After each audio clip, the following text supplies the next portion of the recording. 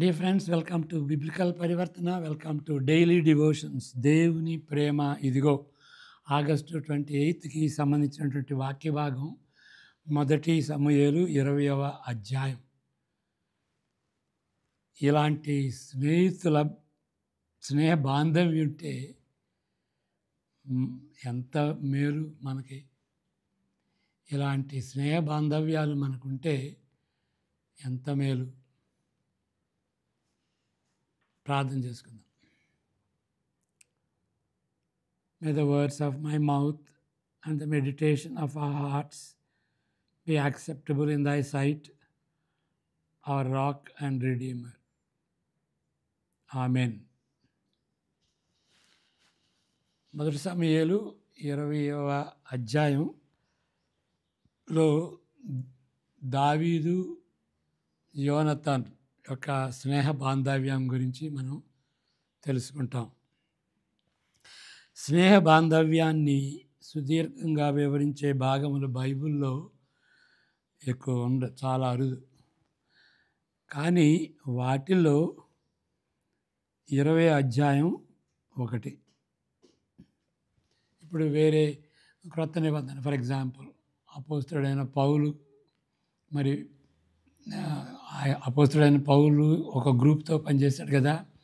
ముఖ్యంగా తిమోతికి పౌలుకి ఉన్నటువంటి ఆ స్నేహ బాంధవ్యం ఒక విధంగా స్నేహితుడే, ఒక విధంగా తండ్రి కుమారు లాంటి వాడు. మరి బర్నబా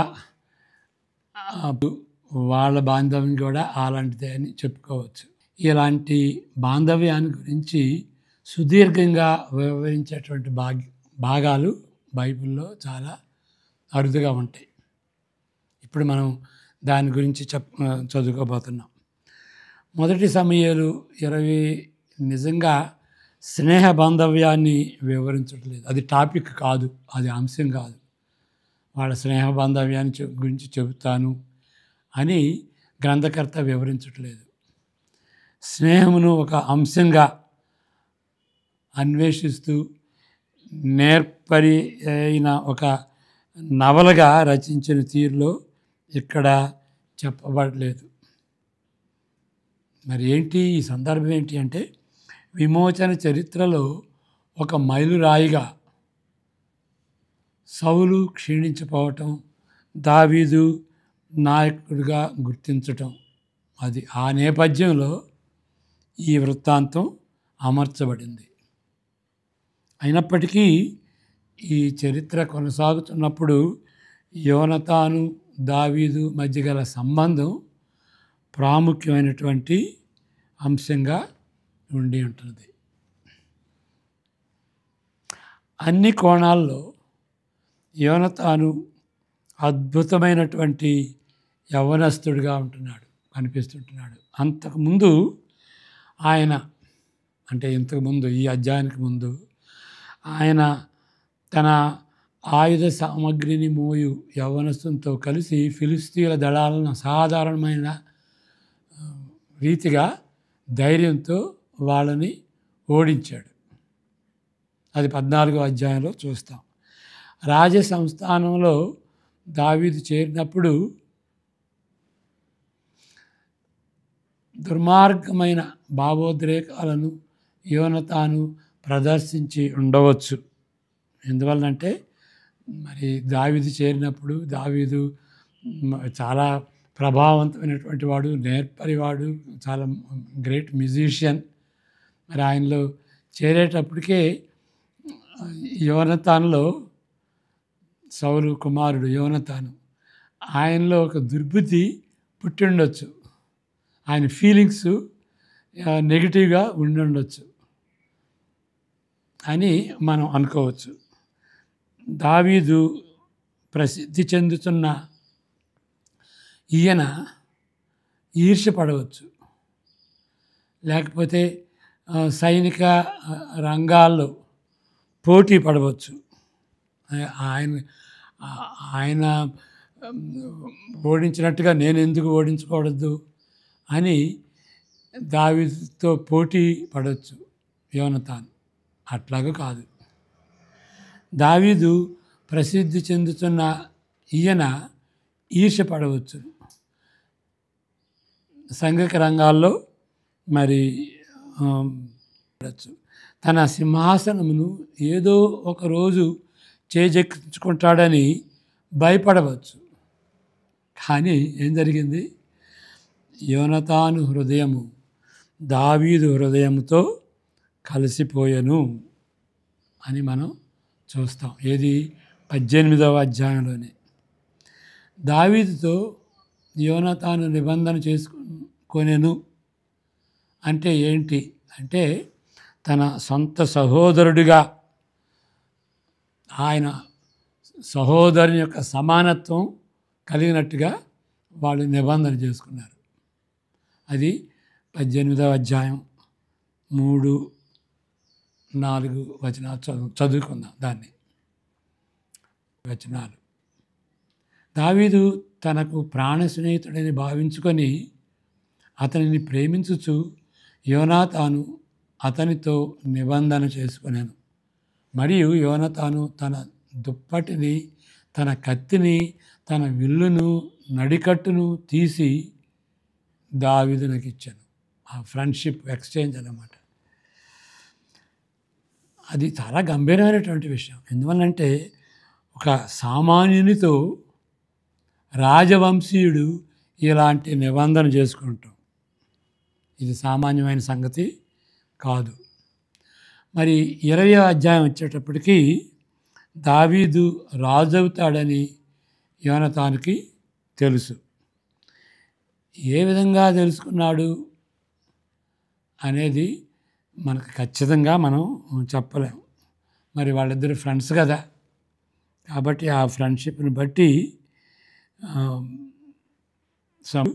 ఆయనను అభిషేకించిన విషయాన్ని ఆయనతో పంచుకొని ఉండవచ్చు. తన తండ్రి యొక్క దుర్మార్గతలో యోనతాను పాల్గొనలేదు. అంతేకాదు, దావీదు సౌలుల మధ్య సమాధానాన్ని అంతకుముందు కుదిర్చాడు. అది 19వ అధ్యాయంలో మనం చూస్తాం. వాళ్ళు ఆయన్ని చంపేటువంటి పరిస్థితుల్లో మరి యోనతాను సమాధానాన్ని కుదిర్చాడు. ఈ వాక్యం కూడా చదువుకుందాం.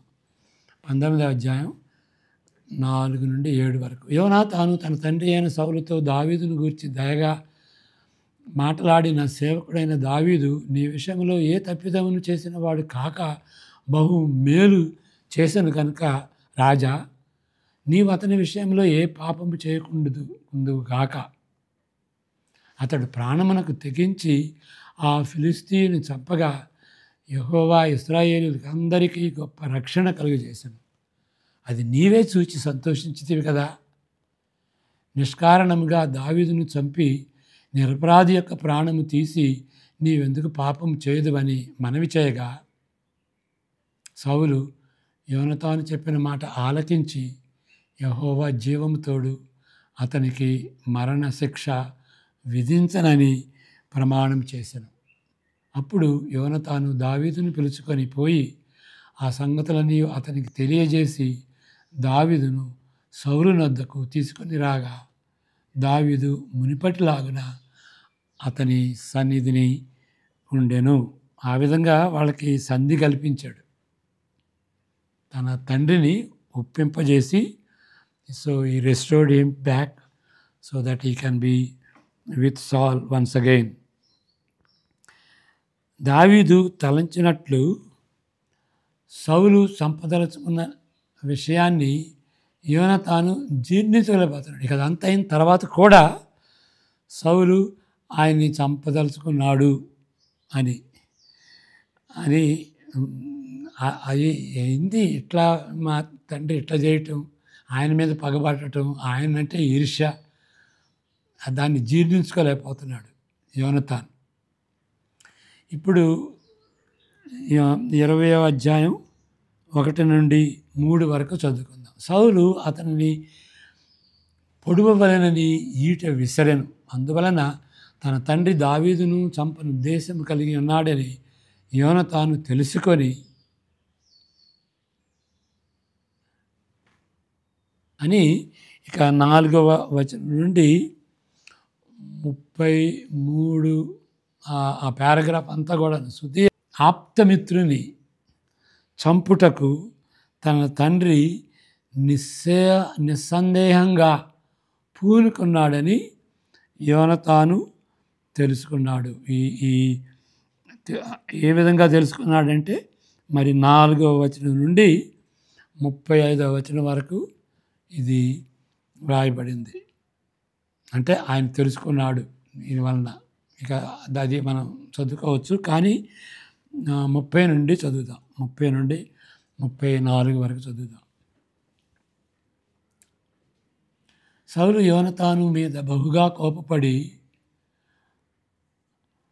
ఆగడగొట్టుదాని కొడుక, నీకును నీ తల్లి మానమునకును సిగ్గు కలుగునట్లుగా నీవు యెషయా కుమారుని స్వీకరించిన సంగతి నాకు తెలిసినది కాదా? యెషయా కుమారుడు భూమి మీద బ్రతుకున్నంత కాలము నీకైనను నీ రాజ్యమునకైనను స్థిరత కలుగదు కదా. కాబట్టి నీవు వర్తమానము పంపి అతన్ని నా యొద్దకు రప్పించుము.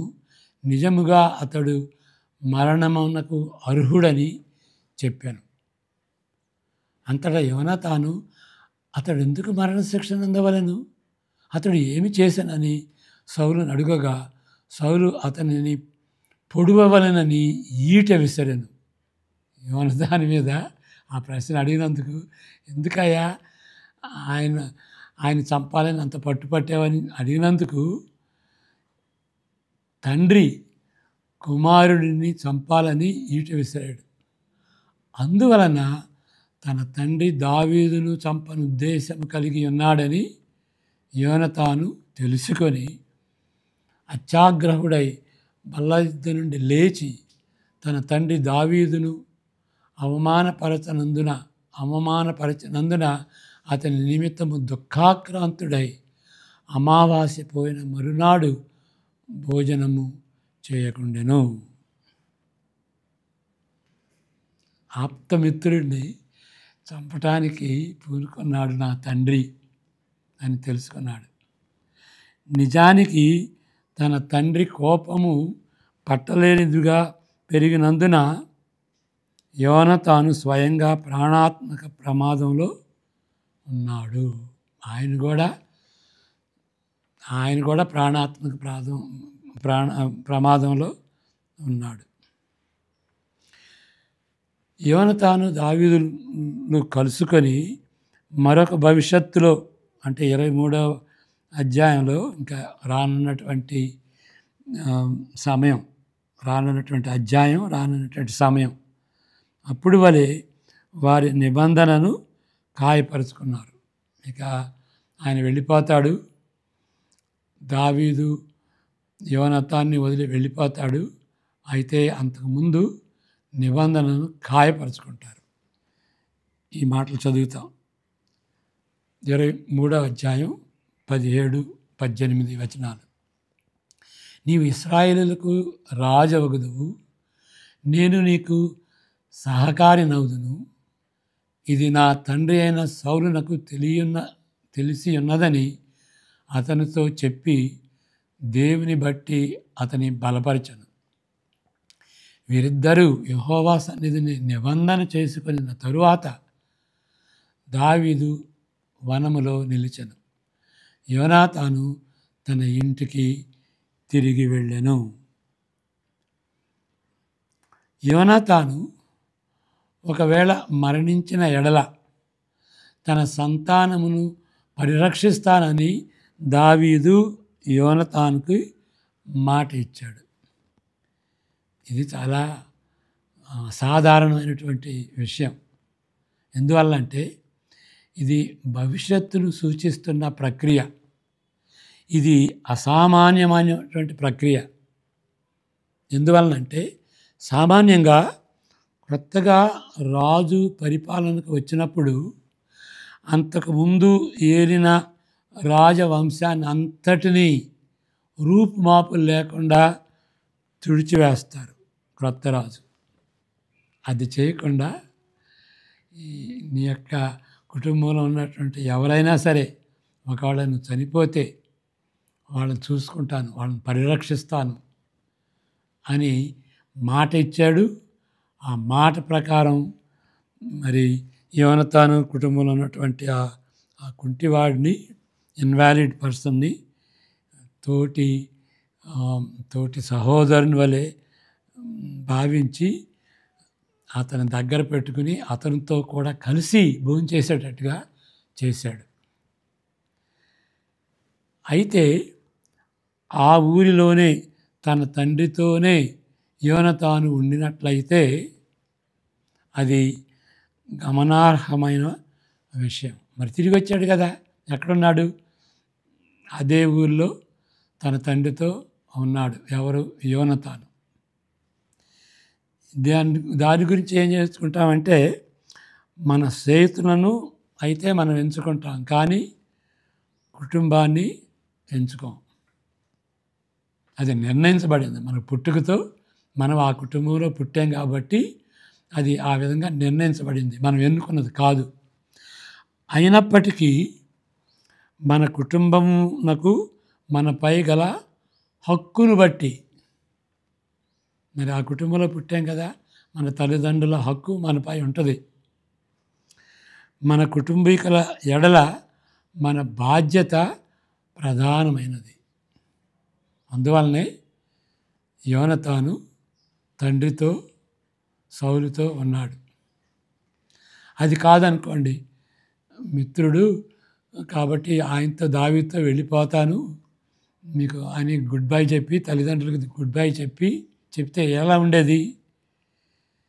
మిత్రత్వము ఒక సాకుగా ఉంటూ మనం చేయాలి, నా ఇష్టం వచ్చినట్టు చేస్తాను అని మన స్వార్థాన్ని బయలుపరుచుకుంటాం. ఆ స్వార్థం ఏమవుతుంది? అది వేరే రూపమును ధరిస్తుంది. మన స్వార్థం వేరే రూపాన్ని, అది ఒక విగ్రహారాధనలాగా మనం తయారవుతాం. అంటే మనం ఇష్టం వచ్చినట్టు చేస్తాం. కాబట్టి దేవుడు ఆ కుటుంబంలో మనం జన్మించేటట్టుగా చేశాడు కాబట్టి ఆ కుటుంబ బాధ్యతలని మనం నెరవేర్చాలి. కాబట్టి మిత్రత్వాన్ని బట్టి మన స్వార్థాన్ని మనం వేరే విధంగా రూపొందించుకోకూడదు. అలాంటి ఫ్రెండ్షిప్ మనం కలిగి ఉండాలి. ఒక అతను అంటాడు, ప్రతి ఒక్క విశ్వాసికి 2 ఫ్రెండ్స్ ఉండాలి. ఒక అతను తండ్రి వలె ఉండాలి, ఒక అతను కుమారుని వలె ఉండాలి. ఆ ఫ్రెండ్షిప్ తండ్రి దగ్గర నుండి నేర్చుకుంటాడు. కుమారుడిగా ఒక వ్యక్తి ఉంటే ఆయనకి తండ్రి అవుతాడు. తండ్రిగా ఒక పెద్ద వ్యక్తి ఉన్నప్పుడు ఆయన దగ్గర నుండి నేర్చుకున్నటువంటి కుమారుడిగా ఉంటాం. మరి మనకంటే చిన్నవాడిగా ఉన్నప్పుడు ఆయనకి నేర్పించేటట్టుగా మనం తండ్రిలాగా ఉంటాం. కాబట్టి ప్రతి ఒక్క విశ్వాసికి అలాంటి ఫ్రెండ్షిప్ ఉండాలి. 1 father like person, 1 son like person. ఆ విధమైనటువంటి ఫ్రెండ్షిప్ కలిగి ఉండాలి. అదేవిధంగా తిమోతి, పౌలు ఆ విధంగా ఉండబట్టి మరి పౌలు మరణించిన తర్వాత ఆయన యొక్క బాధ్యత తిమోతి మీద వేయబడింది. అందువలన తిమోతి ఏమయ్యాడు? ఎఫెసీలో ఒక పాస్టర్ అయ్యాడు. అది ఆర్డినరీ పాస్టర్ కాదు, ఆ డిస్ట్రిక్ట్ అందరికీ ఒక ప్రధానంగా ఉండేటువంటి పట్టణం ఎఫెసీ. కాబట్టి ఎఫెసీ పాస్టర్ అంటే బిషప్ అని అర్థం, ఎంబ్రియానిక్ బిషప్. ఆ విధంగా ఉన్నప్పుడు బిషప్కు రాస్తున్నటువంటి లాస్ట్ లెటర్ 2 తిమోతి. కాబట్టి మన సువార్త సేవ ముందుకు కొనసాగాలి. మనం నేర్చుకున్నవి అవి కొనసాగాలి అని అన్నప్పుడు అలాంటి ఫ్రెండ్షిప్ అవసరం. ప్రార్థన చేసుకుందాం. May the grace of the Lord Jesus Christ, the love of the Father, and the fellowship of the Holy Spirit be with each one of us now and all the days to come. Amen. God bless you.